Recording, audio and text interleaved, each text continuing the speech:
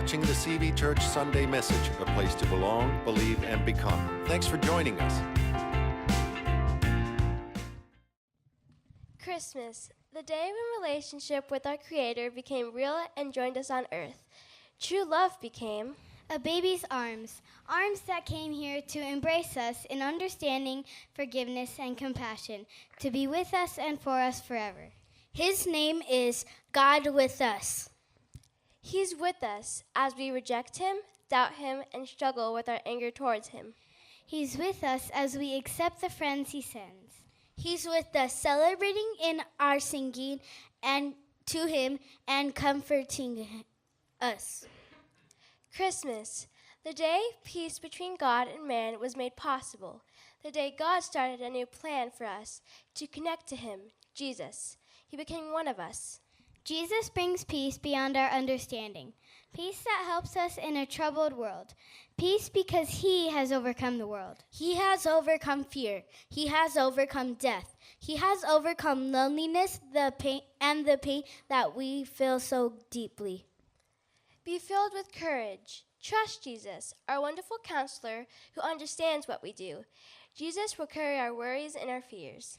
Christmas, the day the world first saw who God was. He was born into poverty, born into humility. Kings humbled themselves before Him, offering their finest gifts. And yet Jesus, the greatest King, came to serve us with all of His life, passionate to share eternity with us. Today we celebrate Jesus. The gifts He brings last forever. They are genuine trust, hope, and loving intimacy. Christmas, a day long expected and hoped for, is a day that is more than a memory, more than a ceremony, more than a mere holiday. Christmas is a daily spiritual celebration, a celebration with no expiration date. A day that cannot be contained by a single square on the calendar. A day that can move us, empower us, and help us accept and love others. We become evidence of God's unfailing, eternal acceptance of us. Christmas, the day the angels rejoiced. We were told nearly 700 years before Jesus was born. For a child is born to us, a son is given to us. The government will rest on His shoulders, and He will be called Wonderful Counselor, Mighty God, Everlasting Father, Prince of Peace. Can you please stand?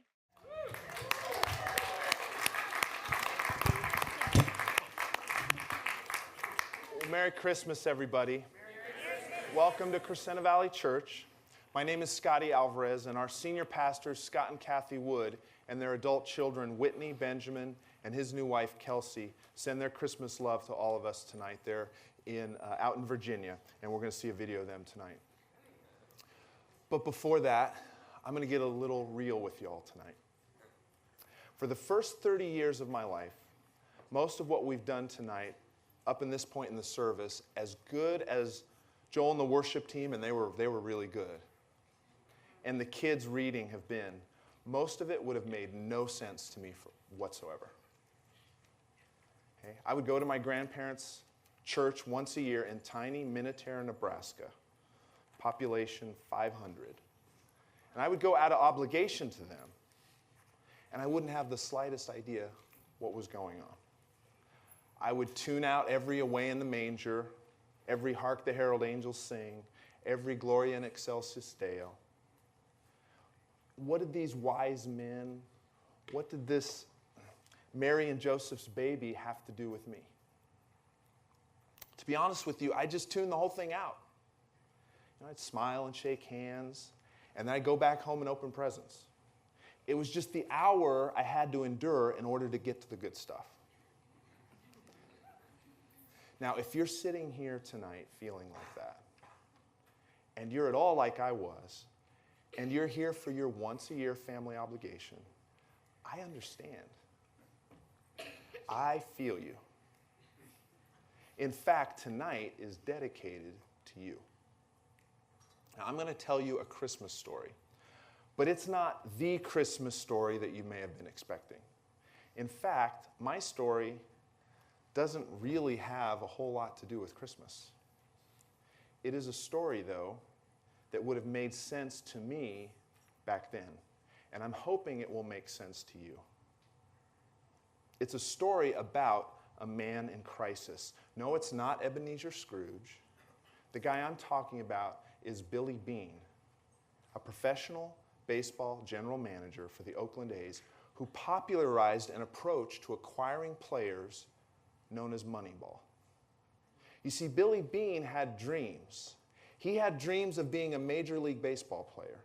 At a high school, he was good enough to be offered a full-ride scholarship to Stanford to play baseball and football as a quarterback. Stanford wanted Beane to replace John Elway, a future NFL Hall of Famer, as their star quarterback and outfielder.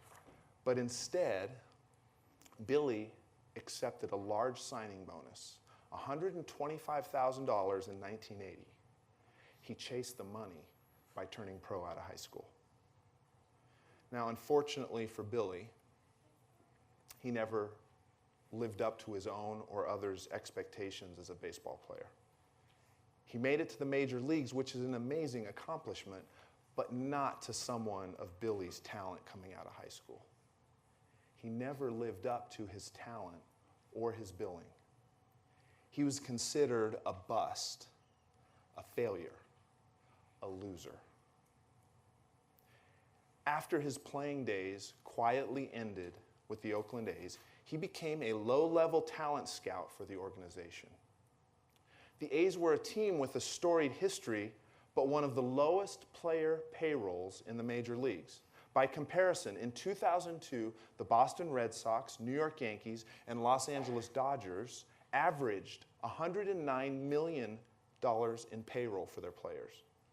Oakland's was $34 million. 320% less. Bargain basement. But Billy worked his way up through the A's organization and years later became the general manager, the GM of the Oakland A's.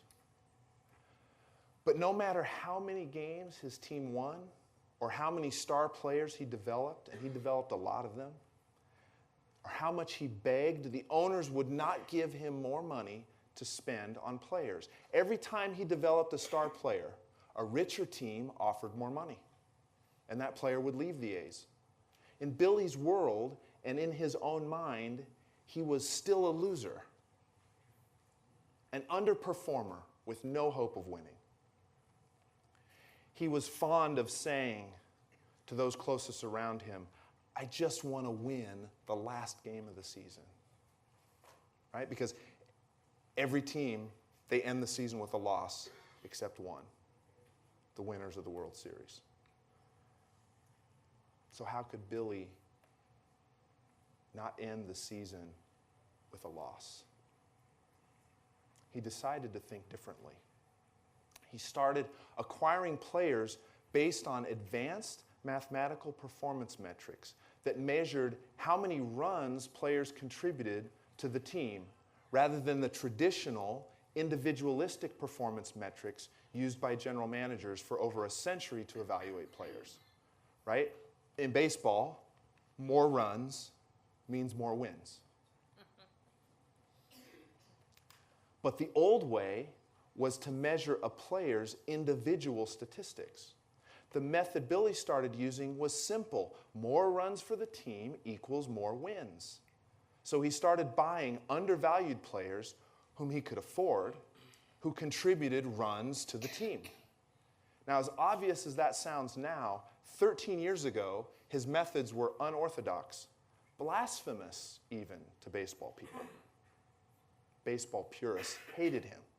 He received tremendous criticism, and at first his team, the media, the powers that be in baseball, vilified him for relying on math to run a team rather than tradition and intuition. Billy was under fire. But he wasn't just under fire at his work. He was under fire at home. Billy had a 12-year-old daughter, Casey, from a failed marriage who he saw only on the weekends. He lived in the Bay Area. His daughter lived in SoCal with her mother, Billy's ex-wife, and her new stepfather. The distance between them pained Billy. Now, in the clip you're going to see from the movie Moneyball, Billy, played by Brad Pitt, arrives for his regular visit with his daughter, who is still out with friends. She's late, forcing Billy to face his ex-wife, being played by Robin Wright, and her new husband. All of his failures are staring him in the face. His team, his ex-wife, her new, very calm husband, and his daughter, who he doesn't spend enough time with. Have a look. Hey, Sharon. Hi, Billy. You ready? She's out with friends. But she'll be back. Come in. Okay. Yes, right here. Hold on. Here you go. You good, Billy? Yeah, good. How are you, Alan? Good, really good. Things are peaceful around here. It's good to see you. Thanks, Alan. You know, I haven't got to see you since the playoffs, and I really wanted to say that New York was heartbreaking. I'm sure for you, too. And not many teams make it that far, and to watch you guys go that far and play that well was really an accomplishment. Well, that's nice. How is the team shaping up? Team's good. Rebuilding. Good. I read you lost Giovanni and Damon. Giambi. Yeah. Yeah. Damon, Isringhausen, They're gone? gone. Yesterday's news. It's terrible. No, but that is a tough situation. You're gonna be fine though. You always figure something out. Where was she? Down the street or? Oh, sorry, yeah. Miles away. I just talked to her in her cell. She's coming up the hill. Okay. She's got a cell phone? Yeah. A 12-year-old. Yeah. Huh. For emergencies. Big parenting decision. But it's something, we all should discuss, because if you have any objections, of course. Her mother and I will discuss it. But thank you. More? Yeah, just a little bit more. Don't tell your mother. I won't. Chocolate sauce? Yes. Stop. Big spoon, little spoon. Little spoon.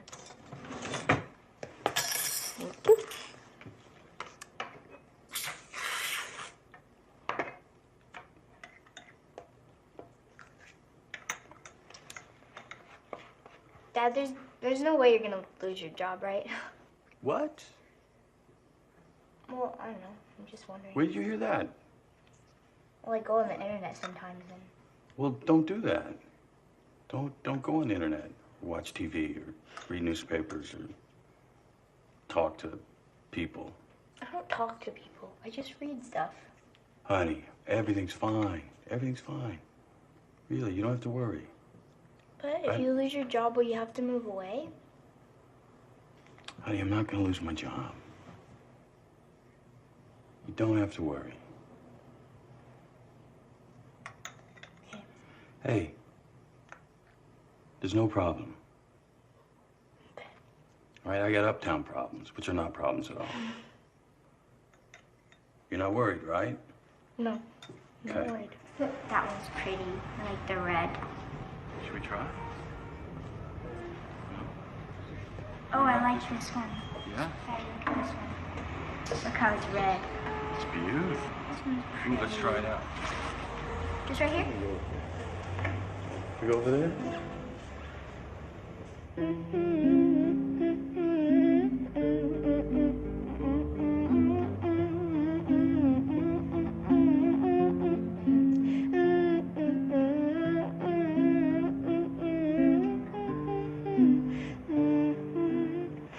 Oh, honey, you need to sing.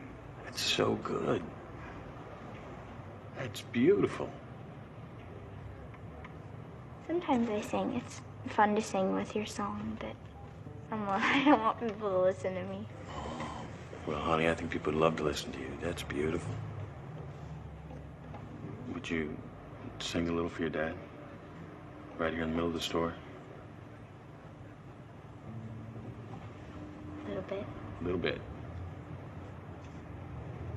You ready? I'm ready.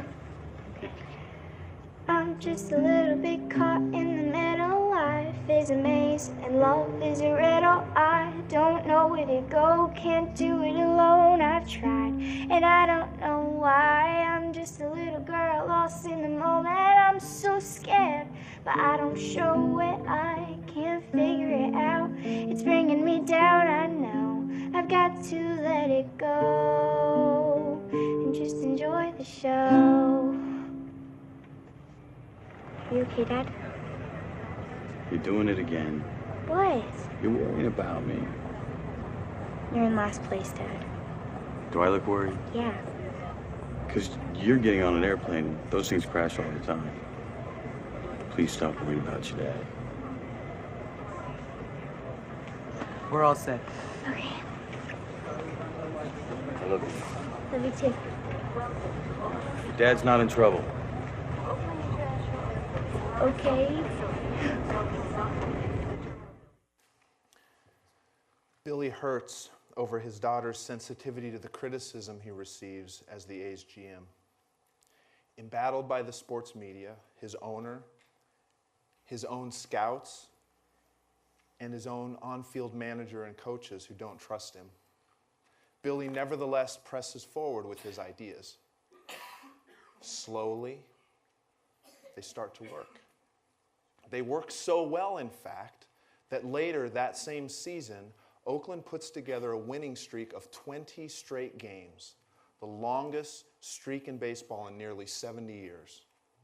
His approach works so well that one of the richest, most successful, and powerful teams in the league, the Boston Red Sox, come calling. Did you return my call? Because it's the Red Sox. Because I believe science might offer an answer to the curse of the Bambino. Because I hear you hired Bill James. Yep. You know, why someone took so long to hire that guy is beyond me. Well, baseball hates him. Well, baseball can hate him, you know. One of the great things about money is it buys a lot of things. One of which is the luxury to disregard what baseball likes, doesn't like, what baseball thinks, doesn't think. Sounds nice. Well, I was grateful for the call. You were grateful? Yeah. For $41 million, you built a playoff team. You lost Damon, Giambi, Isringhausen, Pena, and you won more games without them than you did with them. You won the exact same number of games that the Yankees won, but the Yankees spent $1.4 million per win, and you paid $260,000. I know you're taking it in the teeth out there, but the first guy through the wall, he always gets bloody. Always. This is threatening, not just a way of doing business, but in their minds it's threatening the game. But really what it's threatening is their livelihood. It's threatening their jobs. I mean, anybody who's not tearing their team down right now and rebuilding it using your model, they're dinosaurs.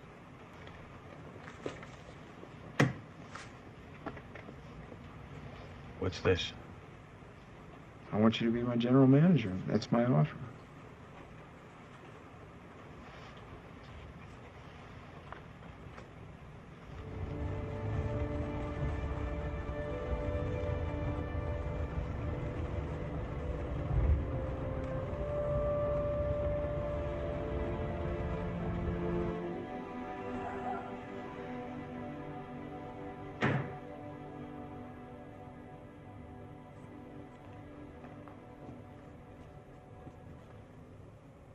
Did Henry make you a good offer at least?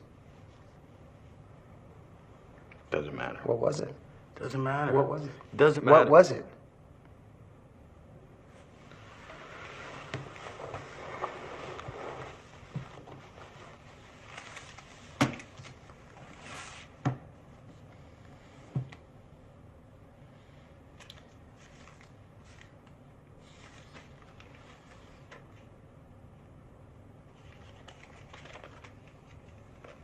That makes you the highest paid GM in the history of sports. So?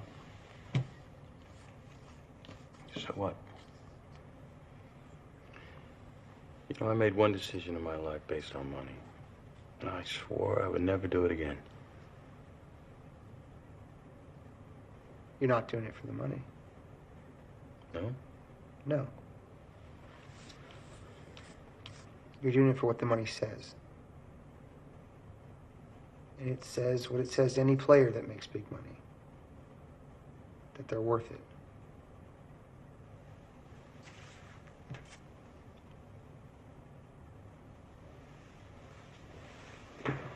What a dump.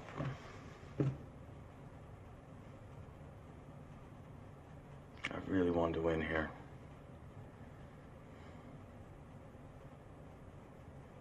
I really did. I think you won pretty big, Billy. Pete, we lost. We lost. It's only been a few days. You got to give yourself some time to get over it. Man, I don't get over these things. Ever. The Boston Red Sox had offered Billy Beane his dream job to be their general manager. With unlimited resources, $120 million plus payroll. Their owner, John Henry, would make Billy the highest paid GM in the history of sports at $12.5 million a year. The Red Sox job meant power, prestige, money, winning. All of the things that matter in Billy's world of professional baseball. That means success. All he would have to do is relocate from California to Boston.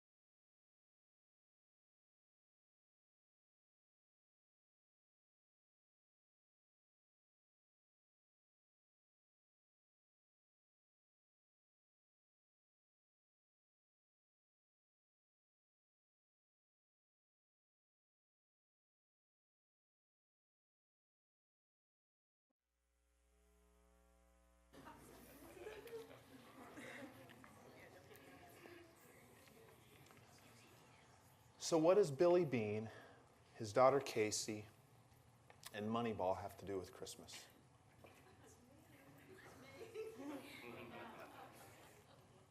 It's about with. Just like we saw Billy Bean turn down power and glory for himself, just for the opportunity to pursue a better relationship with his daughter Casey.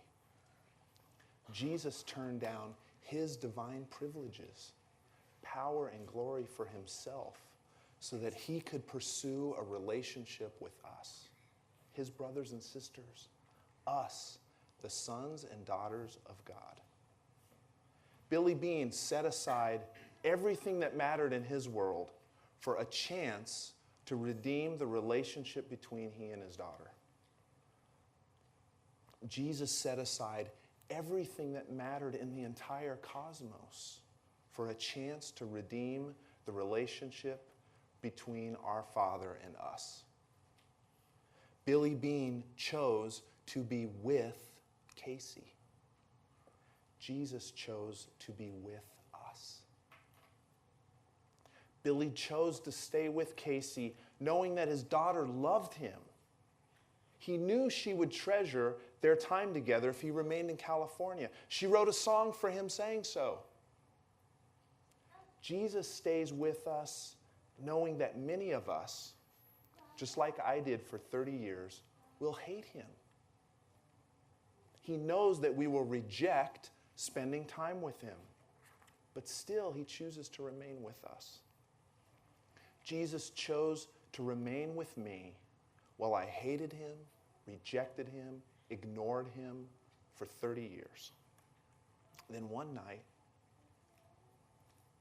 kind of like Billy driving in his car, he got my attention, and I realized I had rejected someone I didn't even know. Have you ever done that? Have you ever hated someone before you even got to know them? It's called contempt prior to investigation. That's what that's called. I had believed gossip about Jesus that I had heard from others. People who said they knew him, but they really didn't. So he got my attention one night, and from that point forward, I decided to get to know him myself. So I started spending time with him. I started asking him who he really was. I found a place, kind of like this place, filled with real, flawed, but honest people who were sincerely spending time with him. And there I got to know him, the real Jesus. It took time, just like any relationship takes time. But my mind had been so made up. But as I got to know him, I realized most of what I had believed about him were misconceptions. And now, 16 years later, after having known him for about 16 years, one thing I can tell you with certainty is that he wants to know you too. Just like Billy wanted to know his daughter Casey.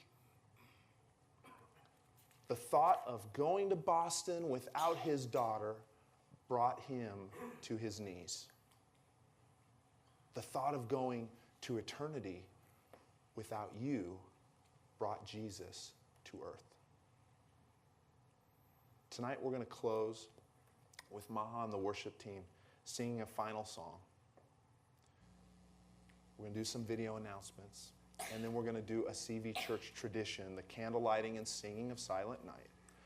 Fortunately, Rick is going to explain what this tradition means before we do it, so we'll all understand what's going on.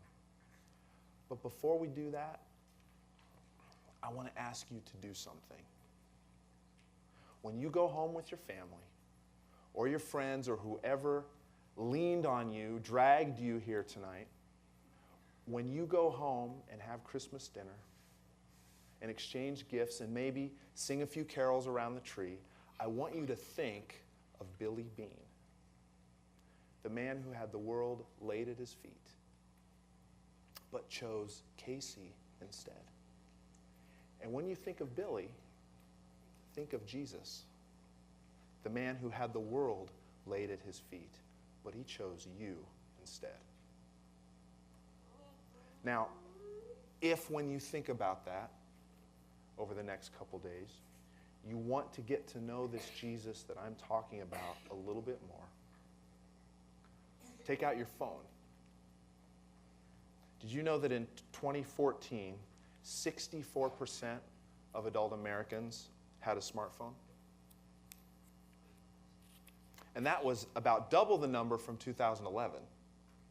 By 2017, that could be up to around 90% of adult Americans. So if you have a smartphone, you have a Bible. So you open up your Google Play Store or your iTunes App Store and you search for Bible. That will bring up the free YouVersion Bible app. You download that app, takes a couple of minutes, and then you open it and go to the book of John. Start reading that, because that's what all of what I've talked to you about tonight. It's all in there. Billy's story, it's in the book of John. And if you have that app, it'll even read it to you. So it'll do the work for you.